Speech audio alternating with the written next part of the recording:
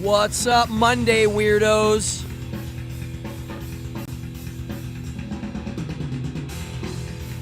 Episode 85. Grab a drink. Let's do it.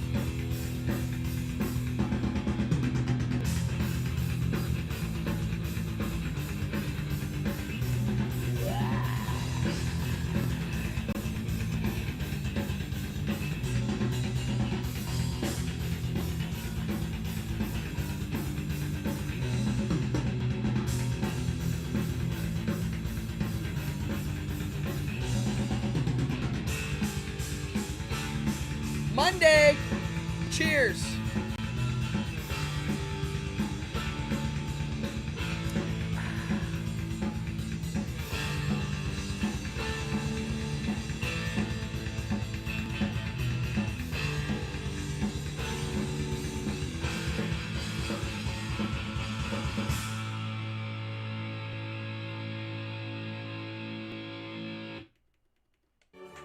There we go. What's up, everybody? Cool, we got a show. We got people in here. Mama's in the house. What's up, Mama? Tonight I'm drinking Bitburg. Bitburg German no-alcohol beer. If anybody's ever been to Germany, they love beer so much that a lot of the bars have non-alcoholic beer on tap. I am not kidding you. Yeah, they'll drink no-alcohol beer during the day or when they can't have too much because they like the taste of beer. Like me, I don't drink, but I like the taste of beer. So I drink no alcohol beer. Yeah, wow, we got a good group. We got William, John, Eric, Dan. Who else is in here? My mama, Joel is in here. Come on in, people. It's Monday, my favorite day of the week. I know a lot of you have you like Mondays too. William, yes, your collection that you're showing online is pretty cool, I gotta say. And, yeah. All right, we got a really good show. Self-flagellation. I've been self-flagellating myself, but not on purpose. Yeah, you see all these Bullwhips? We're going to be talking about Bullwhips. German, yes, this is German beer. Bitburg, 0 alcohol. Damn good. It's not sweet. I'm a fan. What else? If you're new, welcome. This is my evening hour show, episode 85. I can't believe it. I've been doing less episodes just because it's the middle of the summer and I'm busy. Come winter, when there's less going on up here at the beach, we'll be back to the schedules, which is Monday, Wednesday, Friday. This Wednesday, I'm not sure yet if I have a show. Friday, I definitely don't have a show. I'm working this week. Tuesday, Thursday, Friday, Saturday, Sunday. I have some sort of show. So, it's definitely busy. I'm going to be honest. This is one of the busiest summers I've ever had. No kidding. Tomorrow, I guess I can let the cat out of the bag on this one. They didn't tell me I wasn't allowed to tell anybody. I booked a really cool gig for tomorrow. Tomorrow morning, all day, I am shooting. Hey, Ruth, what's up? I got a modeling gig, which I do get occasionally. I don't pursue a modeling career. Never did. It fell into my lap many years ago. And for some strange reason, this short, almost 50-year-old still gets modeling gigs. I don't know. So tomorrow, I'm shooting for the fall campaign for Rag and Bone. And the model I'm shooting with, now mind you, I don't know what the heck. I'm out of the loop. I don't know if I'm allowed to say which model, but it's a big shot. Somebody that's got millions of followers. You know, one of those. So, yeah, that's tomorrow. I get to do that all day tomorrow. And I'll be posting pictures on Instagram. Behind the scenes bit, maybe, if they allow. Some places don't allow it. We'll see. I think they're going to allow it just because it's promotion. Ruby, what's up? Come on in. So yeah, that's tomorrow. 8 a. No, my call time is 10 a.m. But I'm gonna get there at 9 because I have to situate myself. So that's tomorrow. Yeah, Zoolander, that's me. Is Zoolander? I've never seen Zoolander, and I should see it because I think it's making fun of male models, which I don't consider myself a model, even though I've done a bunch of modeling jobs, but I think it's pretty easy to make fun of models. So, oh, thank you. I mean, I like taking congratulatory comments, but with modeling, I don't do much. I mean, they're booking me because I have a certain look, and believe it or not, most of these modeling jobs I get, they want me to wear my own clothes, which is crazy because they usually mix in either their clothes or not. When I did Rosa Cha, I didn't wear one item from them. I even had a trailer just for me to do hair and makeup, and they didn't even touch me. I mean, not even a touch. They were like, we're here in case something happens. Wow. It's crazy. So, yeah, it's not much work, but it's fun. I'm going to be honest. It's fun. All right, Will Ferrell, I like him. People either love him or hate him. I actually think he's funny. So that's tomorrow. Friday, I have a private show. Saturday, I have a private show. And Sunday, I will be performing at Coney Island, USA, for Coney Island, USA, at a corporated tented event in Luna Park, in the theme park. I don't know what the heck that is. So, wow, this is a good week. I'm going to be quite honest. So, yeah, that's that. Oh, and Thursday, I am at Wits End. Dan's been there. Dan will tell you, Wits is a riot of fun. That's Thursday. What else? What does this say? I can't read my own games. Oh, yeah. Wild Yaks. I saw them again. I saw them 3 weeks in a row.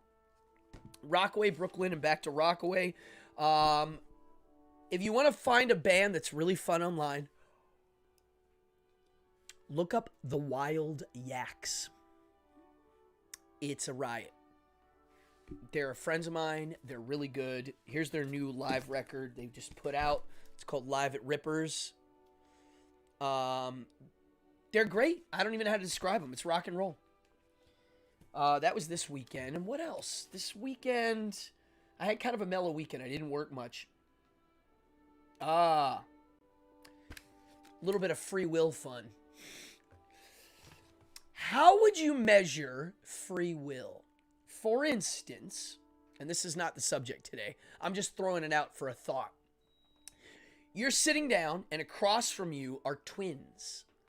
One of those twins is a robot. Literally, it's a machine programmed to respond and react to certain things. The other one's an actual person. Let's just fast forward in the future when they can make robots kind of trick us out. Because they can almost trick us out with video. You know, they're getting close with CG humans that you can't tell.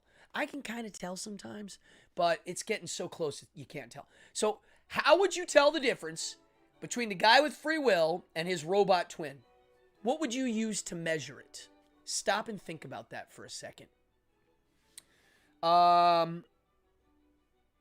What else before we get into the subject? Deep fakes. Yeah. Some of those are good. Oh, anybody new watching in here? My moderator bot, whose name is Zalthon, he occasionally chimes in and says things. That's the Streamlabs robot.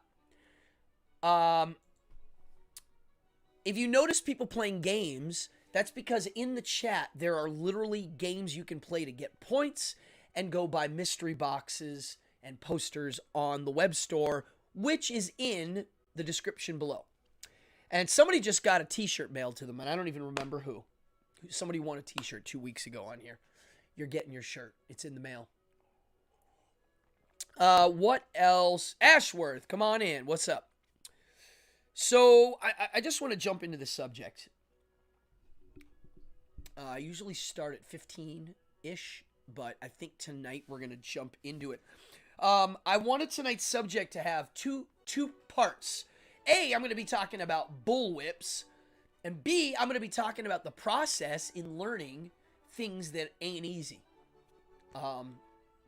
Things that have a crazy learning curve. And I want to talk about it. And I want to hear your thoughts on what you've learned that wasn't easy and had a high learning curve. And your techniques for sticking to it. Because the people that stick to it normally have characteristics that are a certain type. And people that quit, I've noticed, punch both in the face, see which one bleeds. Well, but that's not free will. Because you could have the robot tricked out so he bleeds. You could make it so you punch the robot and underneath his fake skin, he does have some sort of blood. Yeah. No, that one won't work. I want to know a way of measuring free will. Like, you ask them certain questions, and how would you measure whether one or not is choosing? Wow. I mean, dude, I'm really having a hard time with this. Once I realized that you can't choose what you want and that you can't choose your actual desires, my whole way of looking at things got a big shift. Stop and think about it. I had somebody the other day that was like, no, that's not true. I do choose what I want. And I'm like, okay, let's use the word desire. Do you choose your desires? Because it's one pool.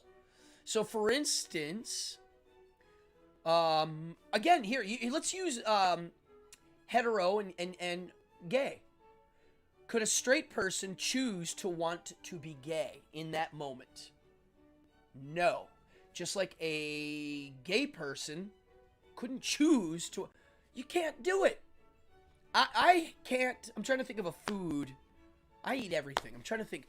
Like, let's say someone really hates anchovies. Can you choose to enjoy anchovies? The answer is no. Your belief in free will or not colors your ability to accept proof of other... Wait. Hold on. Before we take a side turn here, this is good. Your belief in free will or not colors your ability to accept proof of either... Okay, wow. This is some crazy stuff we got to go through. We might have to, like, phone call on this one. This is deep. Well, first of all, let's just say there is no free will. Now what? What are you going to do? Because the whole world operates under the illusion that it is a thing. And so do we. I feel like I have free will. I'm going to be honest. You all feel like you have choices in free will. But physics, neuroscience, and philosophy ain't lining up.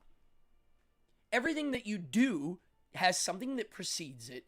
And when it comes down to a choice, a good friend of mine mentioned music and writing notes. But if I'm going to go up in a song, there's a reason. It's not out of nowhere. It's because of my education and my understanding of tension and release. And I know that if I build up, and I've built up in the past, so I have a relationship, so I am going to pick these notes because I'm going to get the desired response. Did I choose all of those? I don't know. I don't think so. I'm telling you, the craziest part's when I started looking at the neuroscience, where they're able to see it happen before the conscious person knows that it's going to happen. Like, they're going to actually have a choice. So this is where it gets really crazy. Yeah. Anywho, think about that. How do you measure free will from something that doesn't and something that does? A human, a rock, a robot, a computer. Because when I start trying to define free will, like the ability to do something, would you have made another choice? The answer is no. Absolutely not. Because of all the things that happened before it. You can own it. Yes, you can. You can own it. You can accept it and understand it. All right, let's get into, before we go in another free will hole, because it is a hole. It doesn't end. I like it. It's fun. I'm here playing with leather. And the reason why I'm playing with leather is we're going to be talking about bullwhips. Some of these are kangaroo leather. All right. I wanted to talk about, before we get into my journey into the world of bullwhips, which is not a new thing. It's something that I did a lot, maybe 10 years ago. I had it in my show. I was using it a bit, and then I decided I'd stop doing it. I had other stuff that I was doing, and now I want to revisit the bullwhips. I have space to practice, and I have resources, and I have other friends that like bullwhips. So I got back into it, and it made me start to think about all the things I've put time and energy into learning that aren't easy.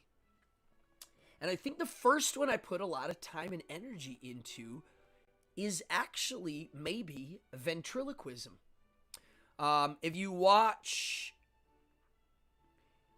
episode 2 of Behind the Devil's Curtain, I think it's episode 2 or 3, I did it on ventriloquism. And that was not easy. I spent many years practicing that before I could actually do it. Hey, my sister's in the house. What's up, sister? So,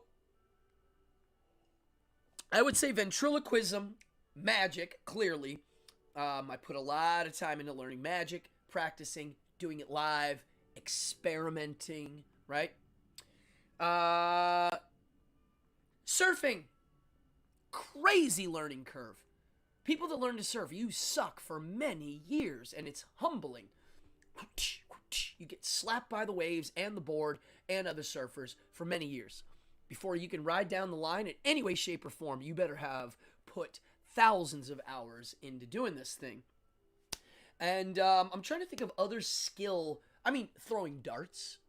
I got good at throwing darts. I put practice into that. Painting miniatures. I have a good 30-year history of painting miniatures. And bullwhips, Fallon! How are you, Fallon?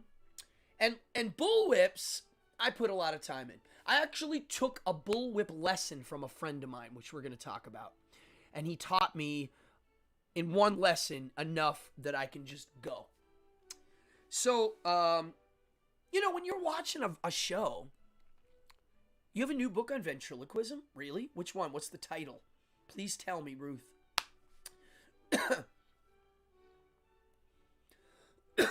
Yeah, well, you can learn. If you really want to learn to surf, it's in there. It is possible.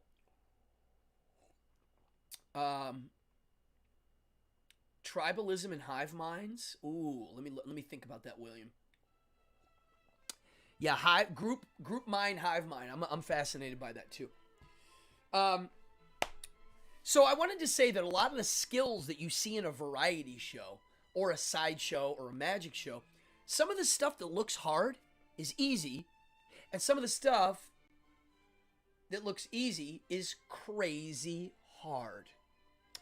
For example, I'm trying to think. What would you think is harder now? Doing this and whipping a bullwhip, or doing this and doing the lasso where it just spins?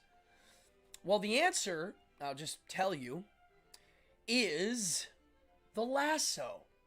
Whenever you see a cowboy doing a lasso and the loop stays open, or they do it over their body, or they do it sideways and jump through, that is one of the hardest tricks to learn, just making the circle. And the reason is, and I didn't know this until I tried, you go like this with your hand, right? Making the loop stay open and make a circle, but you're also twisting it in your fingers like this. You have to keep twisting it. Because if you don't, the rope will twist. I didn't know that. The only time you don't have to do it is when they're doing a figure 8. It unties itself. But other than that, all of those loops, they're twisting it in their hands. I never knew that. They make little kid ones that have a swivel rope. But my God, it is so hard. Joel, yes, it is way hard. I have some friends. I have one of my burlesque buddies, Lillian. I don't know if you're watching. She does watch occasionally. Lillian can do the lasso, and she will tell you it is crazy. It takes a long time.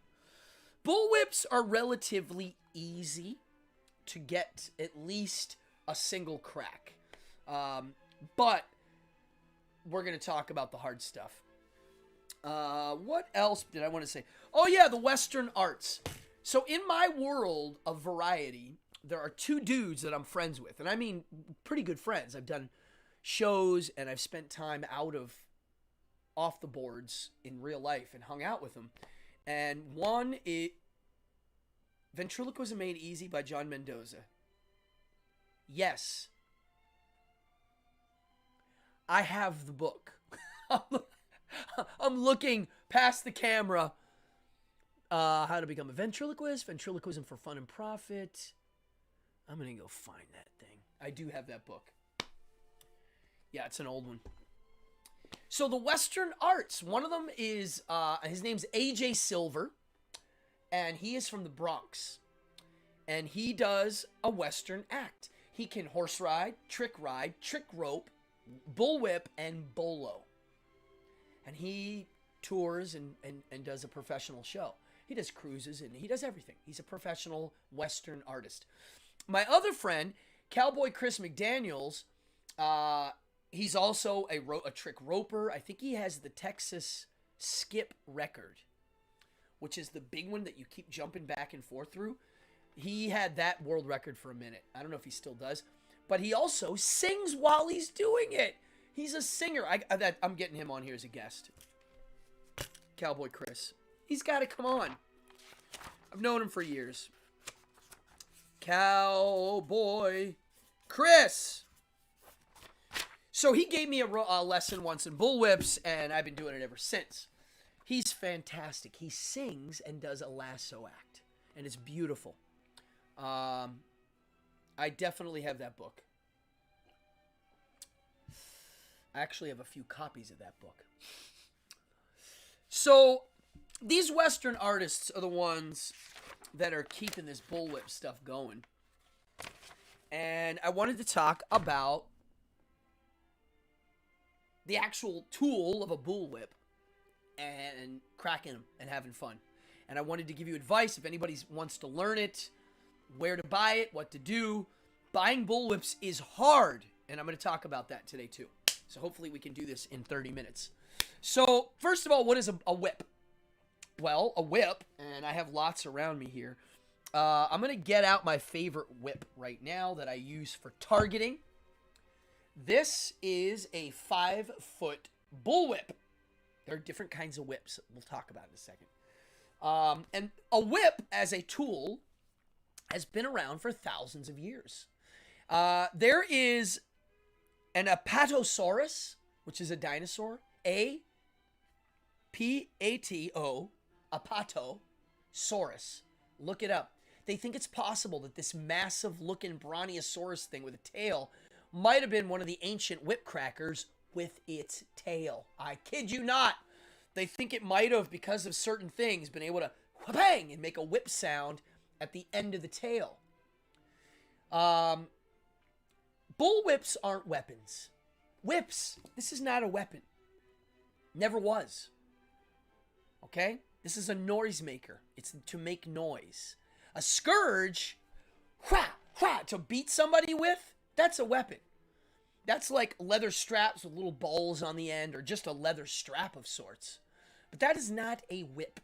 When I say whip, I mean something that you go like this, and it makes a loud pop, a loud bang. They've been around forever. There's lots of old, hieroglyphics of dudes holding some sort of whip. And believe it or not, it's the first man-made object to break the sound barrier. I'll say it again. It's the first man-made object to break the sound barrier. These little fibery hairs,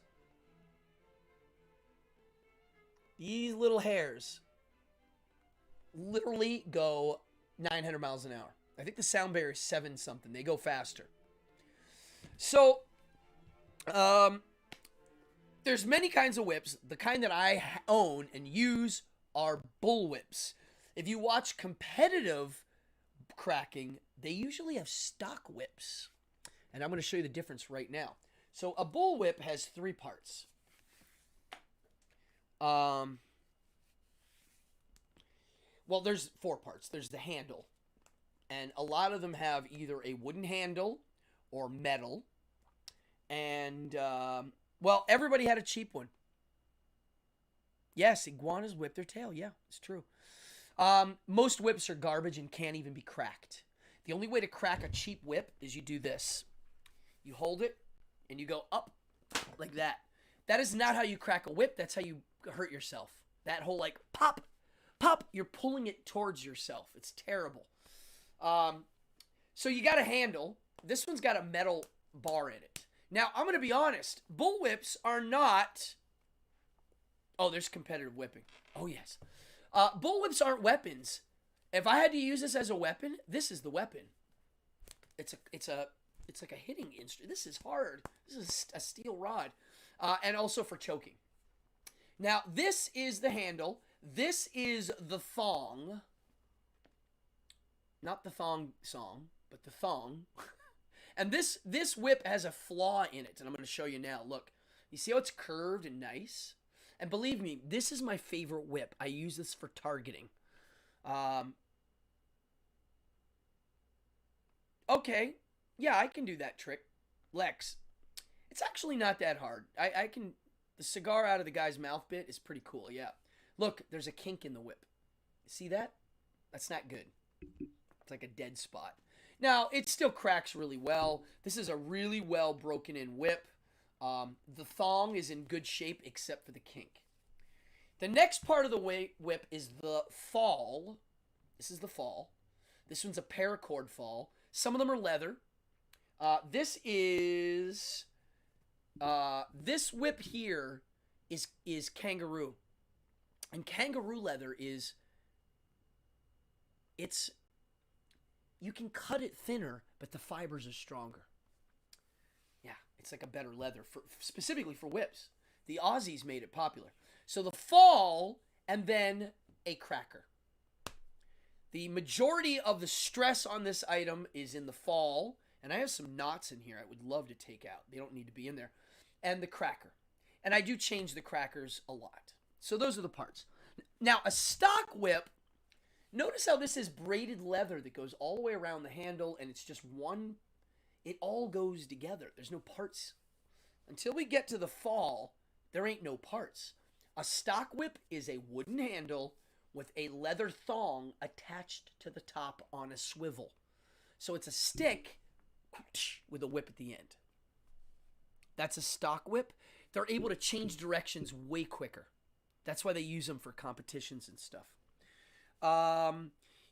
Snake whips. I finally can crack a snake whip, and I kind of want to buy one just to have it. A snake whip, the handle is like this. Imagine there's nothing here, just this. Imagine the handle's floppy. That's what a snake whip is like. They're kind of hard to crack. This one, because of the handle, it's easy to crack. I don't think I can crack a whip in here. Let me see. There's no room in here. I'm gonna do something you're not supposed to do.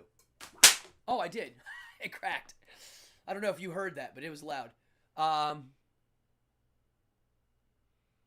Yeah, it's just a better leather. It's thinner. It's strong. Why did you knot the fall? Okay, good question. I didn't. It happened in midair. So you don't really need knots in the fall. Now, I'm going to show you another bullwhip now. So this is a 5-foot whip I use for literally knocking a rose out of someone's teeth. And we'll talk about the targets that I hit with this. Here is a 4-foot bullwhip, shorty. Very short.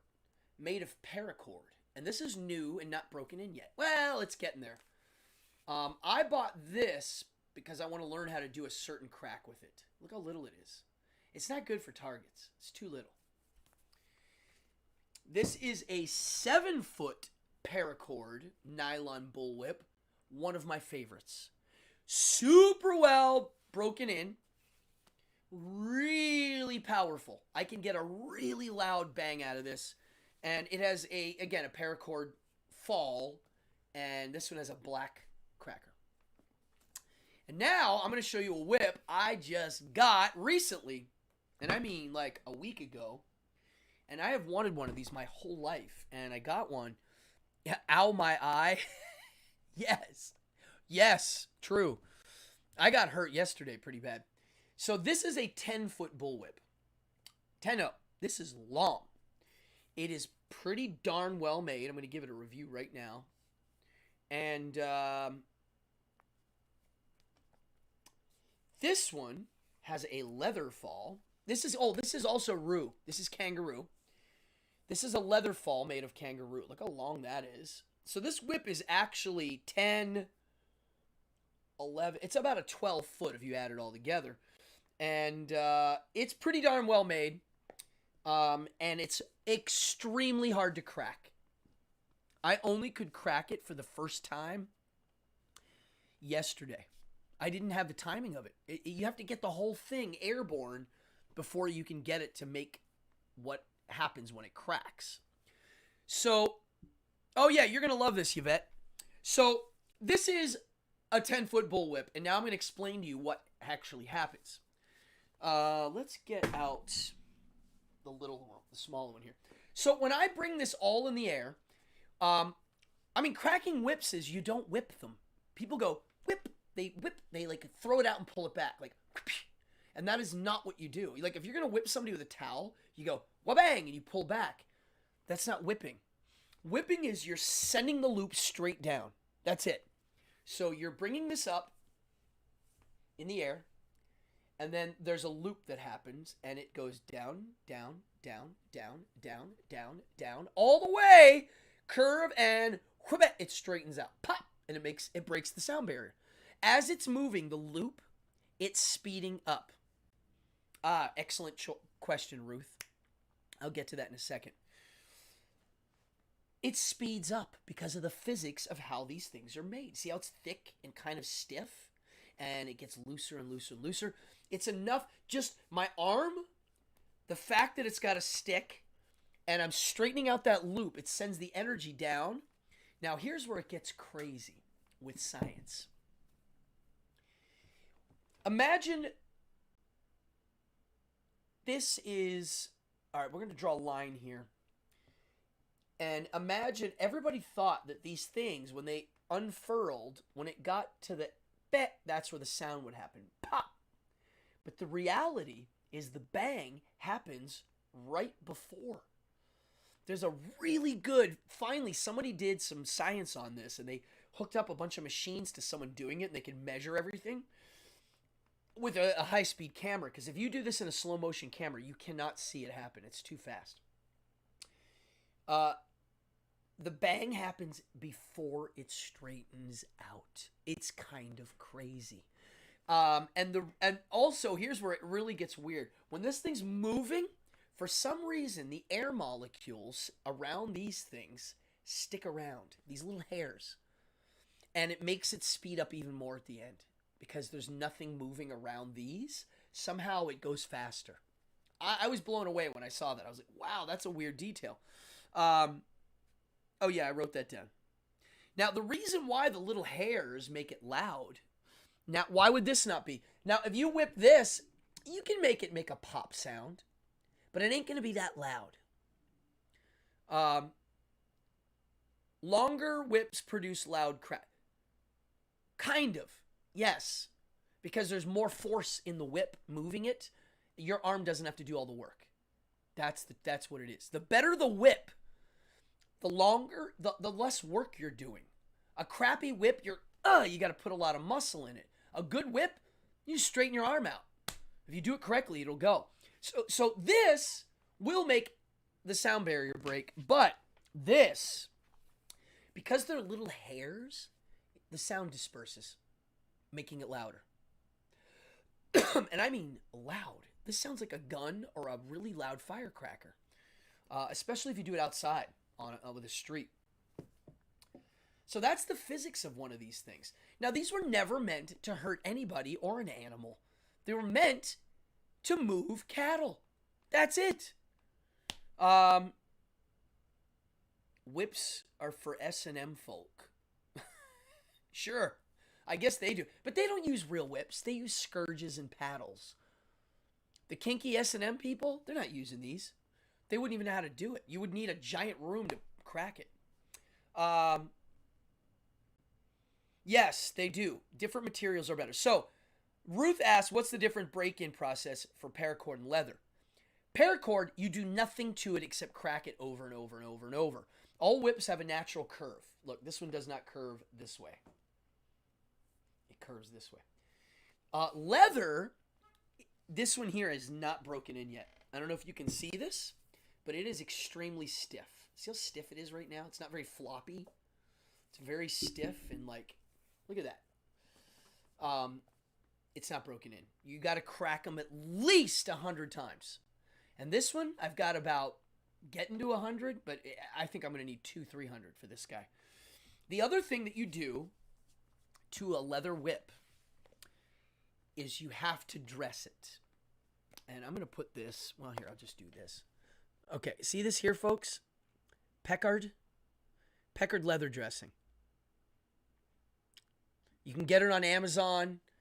Highly recommend this for all leather products. If you have a leather wallet, if you have a sheath for your knife, if you have a bullwhip, if you have a kangaroo whip, it really preserves the leather. And I know it for a fact because I started using this stuff many, many, many years ago. And I put Pecards on everything.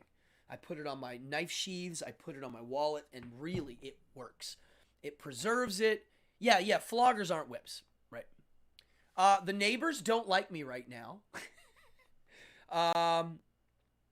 Yeah, I like the logo too. It's kind of old school. Weird duck. Yeah, we're going to talk about that. I've had issues with bullwhips. Now, let's go. Let me get my notes. Because I wrote a few things. So we got bullwhips. We've got stock whips. We've got snake whips. There's a thing called a bullock whip, which looks like a pole. Yeah, exactly. You need a giant room for bullwhips. And it's a pole. It's like a stock whip, but a pole. And you can go and crack it by moving it. What other whips are there? There's like variants, you know. There's a fire whip now. It's made of Kevlar. You put it in... you put the Kevlar whip in some sort of lighter fluid, a combustible of sorts. Light it on fire. I think you just use oil, lamp oil. And then when you crack it, it literally makes like a fireball. Looks dangerous. I'm going to get one eventually. I don't think you can target with it. So, basically, what the heck do you do with a bullwhip? I mean, I don't have any cattle. Still cattle to move. So, your options are different types of cracks and hitting targets. Different cracks, meaning, for example, the whip that I just cracked in here, which I shouldn't be doing this, but I'm going to. I'm getting good at doing this in close quarters. This is cattleman's crack. It's up. Let me see if I can get it. Hold on. This is not what it's supposed to be like. There. You see me straighten my arm? I'm not whipping back. That crack, that's cattleman's crack. There's a reverse. There's the overhand. There's a billion cracks, left and right. There's also what's called a volley. And a volley, I don't think I can do that in here. The volley, hold on. Yeah, it goes pa pa pa pa pa. I don't have enough room in here. That's why I got the little one. I can finally do it. It took me forever. It's ka ka ka ka ka ka ka ka ka ka. You can keep doing it. And then there are my favorite cracks, which I wanted the big one for. Now, why is this popular? Well, when did it get popular as a fun thing? Well, take a guess. Indiana Jones. That movie. I mean, when I was little, I saw that movie and wanted a bullwhip. And I found a cheap one, and I couldn't crack it. If I would have found a real one, I might be a much better bullwhipper. But at the time, I did. How would you know? You know, and they're not cheap. A good one, and we're going to talk about how to buy one in a second.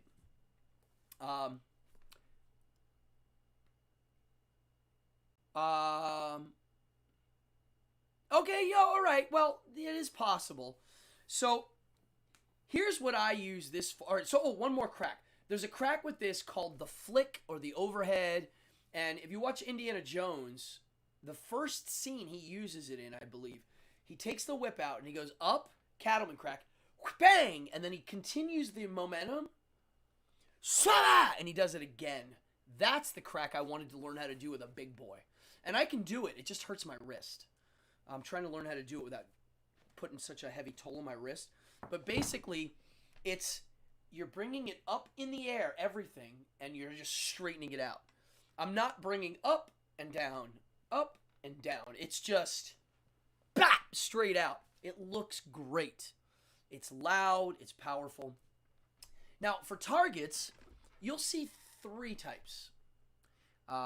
You'll see a rose, flowers, which I've used in shows. You'll see pasta, a little strip of pasta. My buddy sprays them colors so they're bright, and he pop, pop, pop, and he uses it to knock the pasta apart. The one I've been training with, and it's the hardest, are playing cards. So when I was younger, I would have people hold the cards, or we built a little clip so that you could hold the clip so your hand wouldn't get hit if you were learning. Well, my friend, who is a burlesque performer, go-go dancer, artist, she makes her own costumes. She, for a present, made me a whip target holder. So if you see the videos, it's if you go to my Instagram right now, Cardone Magic, you will see a video of me doing what I'm learning. I can take a playing card and cut it now 3 times. I can go 1, 2, and 3. It's kind of cool. Now, when you do a bullwhip on a playing card, you really do have to hit it right, pop, right there. With a rose, you can be a little sloppy to get the top to fall off. But with a playing card, you definitely need to hit it on the money. Eventually, the goal is I want to be able to throw them and hit them out. I can already throw cards pretty darn well. So we'll see. That's what I'm working up to. So I'm going to be able to go pop, whoosh, and hit it. It's really fun, folks.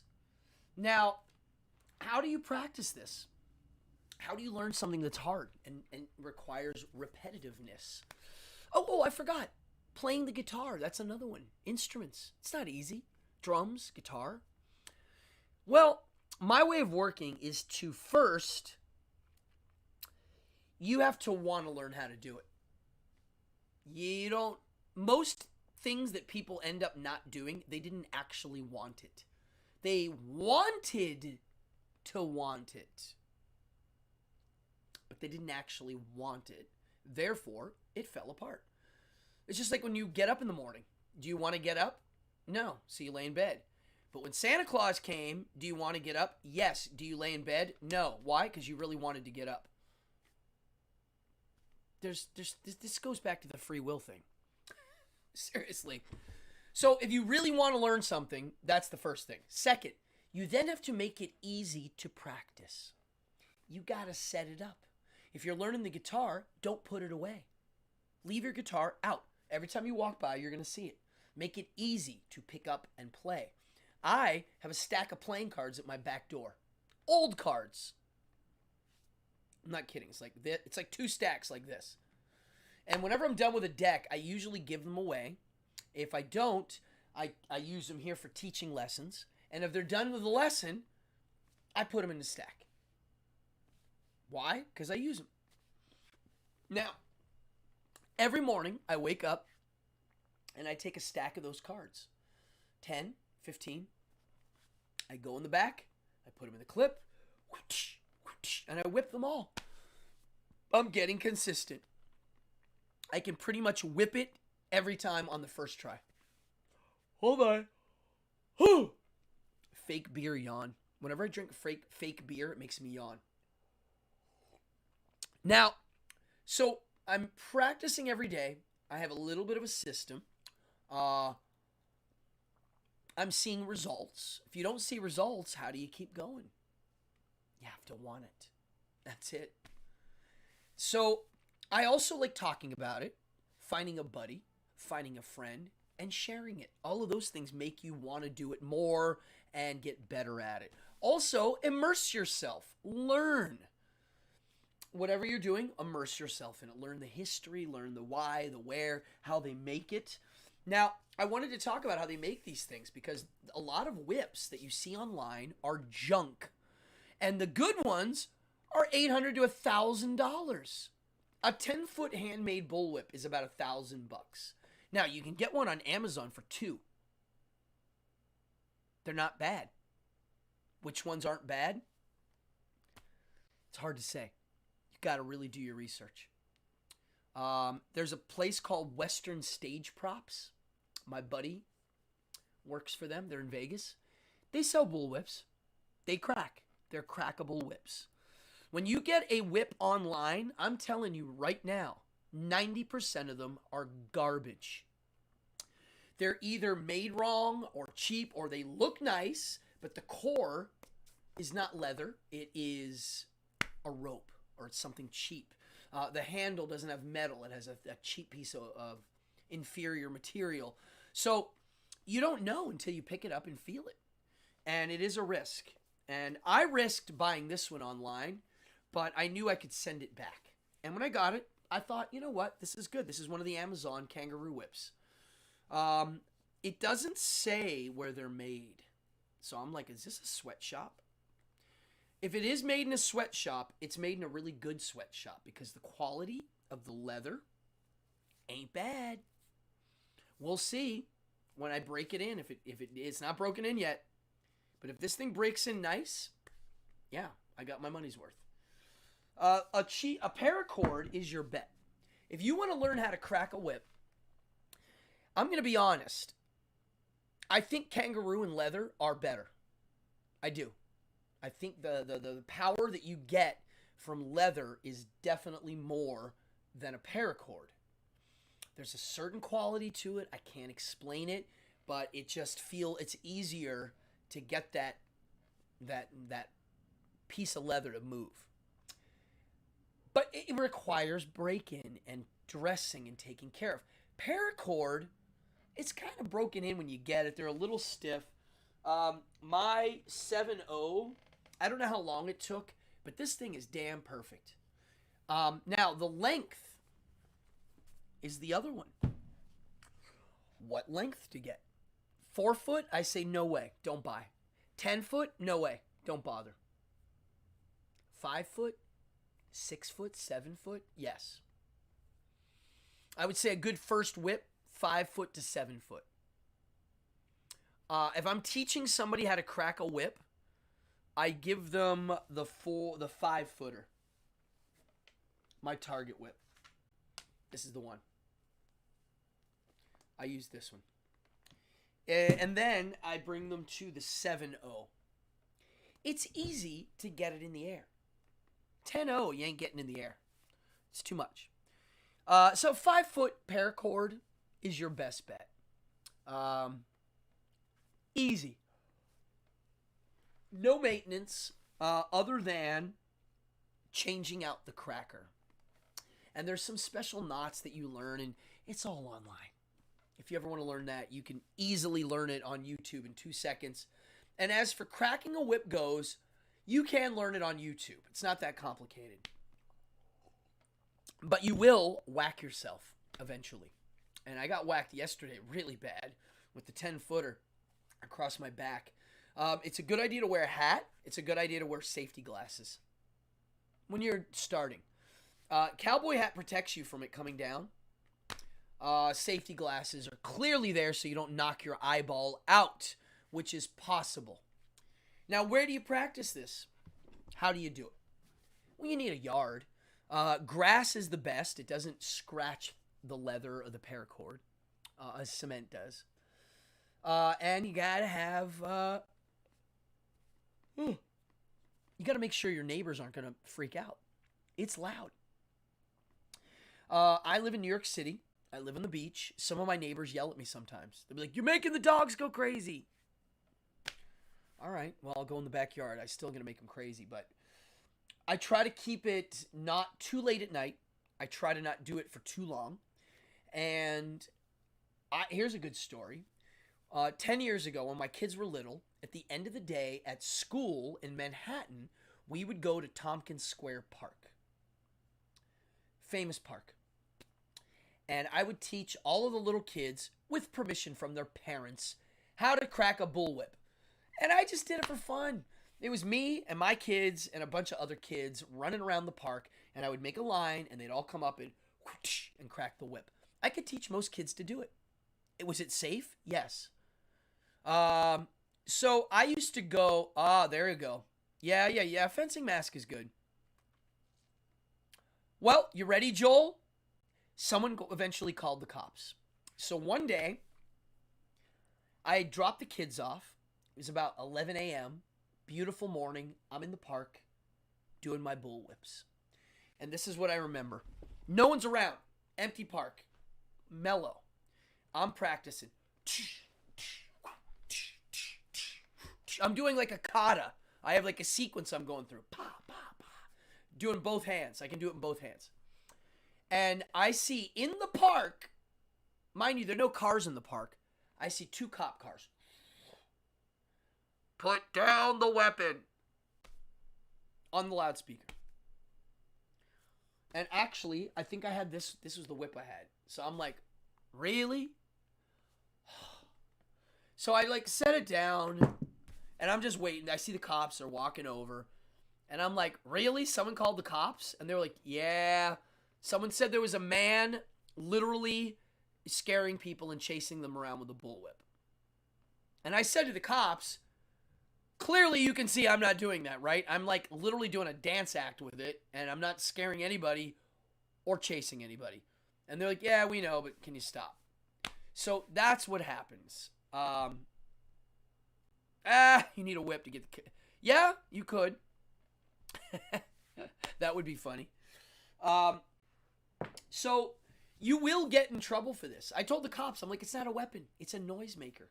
I don't think I can crack this one in here either. Oh, I can. This is hard to crack. There's not a lot of room. There's not a lot to get it to do it. That's an actual crack. I don't know what it sounds like in here. Does that sound loud in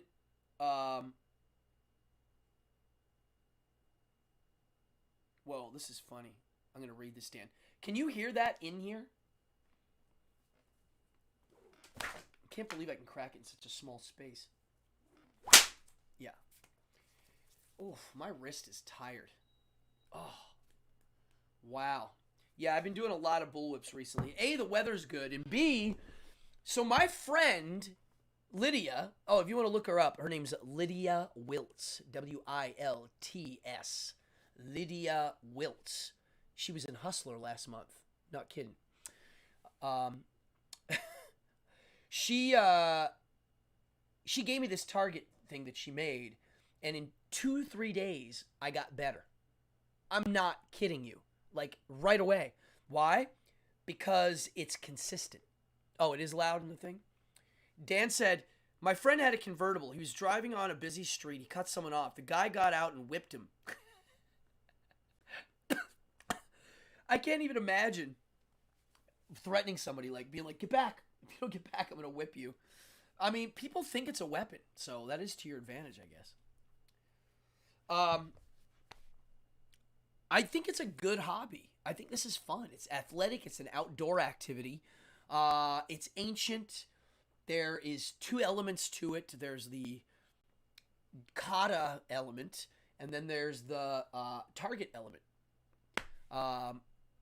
And it's flashy, and it draws attention. And quite frankly, it's kind of fun, making a lot of noise. So it is loud in the... Okay, cool. I wish I could do a back crack in here. I can't. I don't think I could. But I'm honestly Let's see if I can do this with minimal movement. I'm going to try to do one that uses nothing, like no power. Because that's my favorite thing. It's like, if you do this right, you don't really need a lot of power. Yeah. Nah, I can't. This is too long. This little one here is good.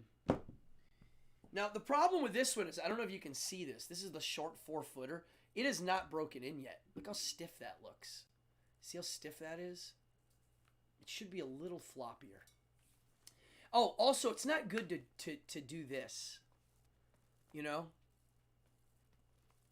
This is like to bend it into shape. No good. You just want to keep whipping it. There it is. Because it's a natural break-in. It's doing these motions that it's getting used to. So this is a paracord whip. Yeah, I recommend these. I hope you guys, some of you might find an interest in this and actually go get one. If anybody's watching and they're on my Instagram,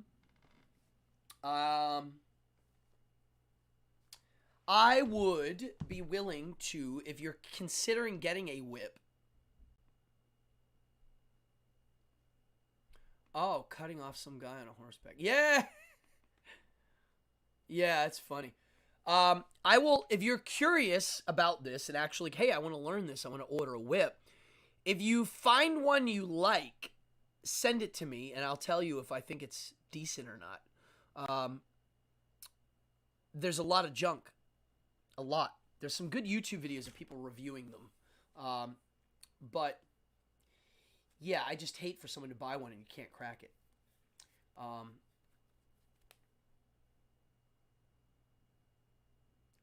Hearing back and crack at the same time for the first time in my life, and I'm not okay. Yeah, I mean, it is a little tricky to buy one, and I feel bad for people that buy the bad ones. Oh, here's a little accessory. It's a belt loop. Yeah, some of them come with these, so you can tie it up and act like Indiana Jones. But he really is the reason why it got popular. The Zorro movie with Antonio Banderas, which is pretty darn good, actually. I still like it. There's a couple bullwhip sequences in there. But actually, you know what? I'm going to be honest. The first time I cracked a bullwhip was not Cowboy Chris McDaniel. It was Fight Master David Allen Sudduth. Can't believe I remember all this stuff. He is a fight master in the American Society of Fight Directors. David Allen Sudduth. He's, and I used to be a certified actor combatant. And David Leong certified me, not Allen Sudduth. But Allen Sudduth was in charge of a fight choreography workshop that I did 20 years ago. And in that workshop, he had bullwhips and was not teaching them. And I asked him on his free time if he would show me. And he did teach me. And I was pretty impressed.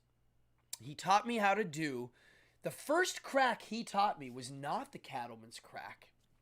He taught me to do the one, you literally make a big circle. And he had me do this. And he's like, all right, now reverse the circle and point. Wha-bang! And I'm telling you, that's one of the louder ones. And that's the first time I cracked a whip. And then I took a little mini lesson off my pal. And that's where I actually learned some technique. And that's it. I'm going to be learning it. You're going to be watching me learn it. Eventually, I'll put it back in my show. I had it in my show. I was doing it. I did a whole sequence where I was whipping roses. I will keep you updated on it. If you watch my Instagram, you'll see Cardone Magic. I kind of supplement this show with my Instagram. They kind of go together. And I don't mind sharing this stuff because I learn by sharing, and some of you teach me stuff. Yeah. So, on that note, oh my God, it's already 9 o'clock. Good Lord. Wow, these shows go by so quick. Yeah, folks, I hope you found that fun. Some of the stunts I want to work on is flicking a sidearm knocking a soda can in half, ripping it open. Another one is taking a cap off of a bottle. Yes, you can grab things. Yes, you can whip around people. Yes, you can whip around a thing and swing like Indiana Jones. They're all possible. They're very hard and unlikely. But, I mean, a whip is a cool multi-tool. You could use it as a rope. You could use it as a weapon. It's not a good weapon. But it is, it's an ancient tool. And I think it's kind of fun to keep these kind of things alive and moving. And why not? It's the most simple thing that you can own that literally breaks the sound barrier. And here it is. A bullwhip. So, on that note, I'm going to get out of here. I'm out of here. Yes. Yeah. It's like self-discipline, getting the whip broken by doing the same motions, training it to whip certain ways, training your mind. Yeah, I mean, that's what it is. Yeah, I don't mind the red and black. I do like the straight-up blue, but for showbiz, this is easier to see in the air. That's why I got this. I like brown, but this for ease of seeing, this is easy to see. And it will get really dark after after time. But yeah. Oh, one way to tell if a bullwhip's good. The plating is the amount of braids. But you want to look at this. You see how thick this is? That's solid leather. Solid. There's no rope in here. You go down here. See, it's getting thinner and thinner and thinner. And see here? See how it's thinner here than it is here? That's important. A lot of these whips get to be about here, and then that's it. They're the same all the way. This is different here as it is here. Look how thin that is there. And this is what really speeds up as it's moving. And so when you get a good one, you can see it gets thinner slowly, gradually. Zorro the Gay Blade. Yes. Love it. A whip is a must. Yeah, dude. I'm telling you, everybody watching, I really think these are fun. If you want a new little weird hobby to try that'll get you out of the house and do something, buy a bullwhip. Not kidding. It's a fun hobby, and I love teaching people to crack it. If somebody's ever at my house and have the whips out, which they're kind of always out now, I'm always like, do you know how to crack a whip? Let's go. I'll show you. It's really fun. Doing this and getting that noise at the end is kind of satisfying. It's almost as it's like when axe throwing is getting popular in the bar. Getting an axe to stick into the wood is kind of satisfying. Getting a knife to stick, satisfying. Getting this thing to crack, totally satisfying. So, why not? Life is short. Get out there and have some fun. Folks, you guys have been good. If you're new to this show, hit that silly subscribe button. If you're the donating type, yeah, that's cool. You can do that too. It all goes in the show. It pays my Streamlab bills and my various things rolling that I have to pay for to keep these moving. And it goes into my equipment. Right now, I have a 6 set of equipment thanks to my followers on these shows. And I'm going to upgrade constantly. So, yeah. Thank you. And this is episode 85, folks. I'm getting close to the 100th episode. When I do the 100th episode, I definitely am going to do something fun and exciting. I really am trying to get 1,000 subscribers. My gods, it is hard to do. It creeps along. They have you shadow banned. They don't want me to do well on here, folks. I'm not kidding you. The boss of YouTube said they like the corporate media. That's what they want. That's what pays all the bills. People like me, the boss literally said about YouTube that anybody can do a basement show. That was kind of exactly her words. Like, anybody can do a show in their basement. Yeah, that's what built the whole channel. It's called YouTube. It's not called CNN Tube. It's called YouTube. Lame. So I'm trying to get 1,000 subscribers, and it is damn hard. I think right now I'm almost at 800. I'm getting close to 8. And that is a noble number. But you don't get some things unlocked until you get to 1,000. So I need 200 more subscribers. When I hit 800 on the button, I'm going to try some things to get it up. And you guys have all been helping me. Thank you. Fallon, Dan, Joel, William, Mama, my sister. Who else is in here? And if you're in here and you're not participating, you are not getting points. You get points from chatting. Lex, Ruth, Ruby. Who else is in here? Thank you. Thank you, everybody. Joel, Eric, Dan. You guys are fun. Thanks for partying online with me. It makes my Mondays really cool. I get a lot done, and I love doing these shows. So thank you, and I will see you all hopefully on Wednesday, but maybe not. And anybody interested in any of these things, shoot me messages. I'm on Instagram a lot. Cardone Magic. And I'm very chatty and will respond. So, party on, everybody. Watch my Instagram tomorrow. I'll be shooting stuff from that modeling gig. And I'll be keeping you posted on it. All right, people. Party on.